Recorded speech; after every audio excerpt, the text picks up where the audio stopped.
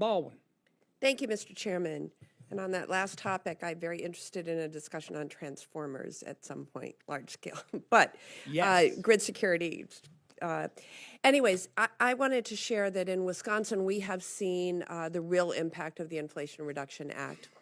Over $5.3 billion in private investment has been announced, with nearly $3 billion already spent since the bill was enacted.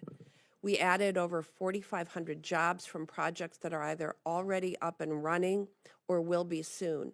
And that's tangible economic growth in our communities. And I wanted to make sure that that was part of the record, as these investments are on the chopping block in many respects. And they're on the chopping block to make room for tax cuts that we know disproportionately benefit corporations and the well-off. So I wanted to just put that into the record. But Secretary Wright, utilities across the country, including those in Wisconsin, have been making long-term plans for major grid investments based on the financing promised in the Inflation Reduction Act. They have spent years planning for and investing in transmission, energy production, and storage projects that will promote our energy independence and a resilient grid, all while lowering costs for Americans. And these funds have been, these promised funds have been frozen by the Trump administration. So what update do you have today for Wisconsin utilities and businesses that are waiting for these funds to be released so that they can start or continue building out their planned investments? Yeah, thank you for the question, Senator Baldwin. We haven't actually frozen funds. Projects that are ongoing today, we're paying our bills. We are reaching out to all, please provide us. If you know of a partner that's done work and has unpaid bills, we'll get it paid. I'm aware of none of those. We will follow up. On a related note, right now the United States is over 95% dependent upon China for battery-grade graphite. A Wisconsin-based company is working to commercialize a domestic bio-based alternative to battery-grade graphite, but is waiting for the Department of Energy to release funds that were announced, but that have now been paused.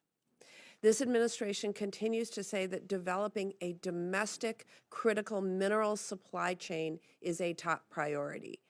But we are months into a funding freeze with no answers on the status of awards for programs like the Department of Energy's Critical Minerals Accelerator.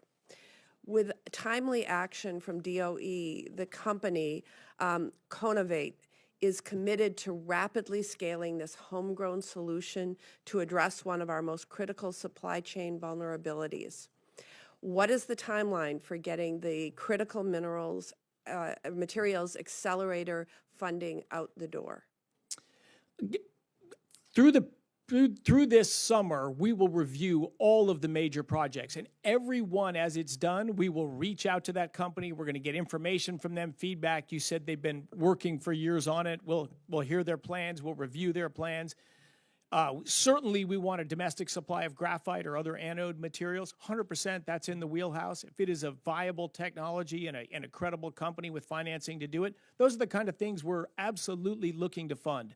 But every one of them is sort of a project-by-project basis. It'll be a back and forth with that company in Wisconsin. And if that idea looks to... With a footprint in South Carolina and Michigan also, I might add. So, now look, myself and the administration are all in on resourcing manufacturing in the United States, and particularly in these critical areas where China dominates. And as this is looking forward to the 2026 budget, will the Critical Materials Accelerator program continue to be funded in the Department of Energy's budget, or are you planning to shut down our investments in domestic battery materials supply chain?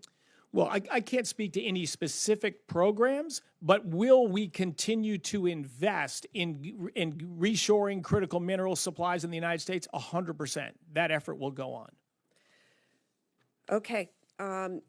Lastly, industry leaders in Wisconsin have made major gains in deploying commercial technologies that provide for domestic management of used nuclear fuel that is economical, safe, and sustainable. They're also using the same process to create medical-grade isotopes like Moly-99 that will help solve chronic shortages of these critical nuclear medicines.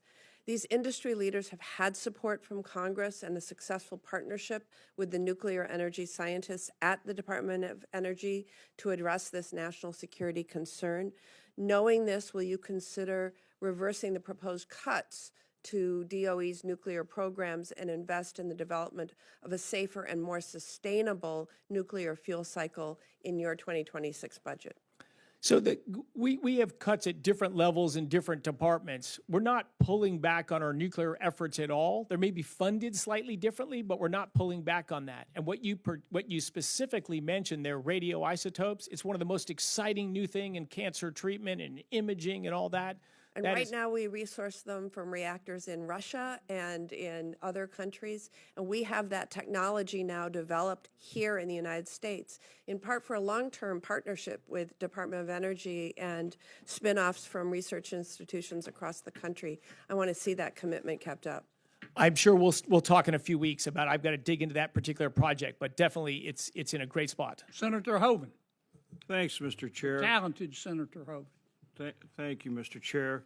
And Mr. Secretary, great to see you again and great to have you. Are you enjoying the job?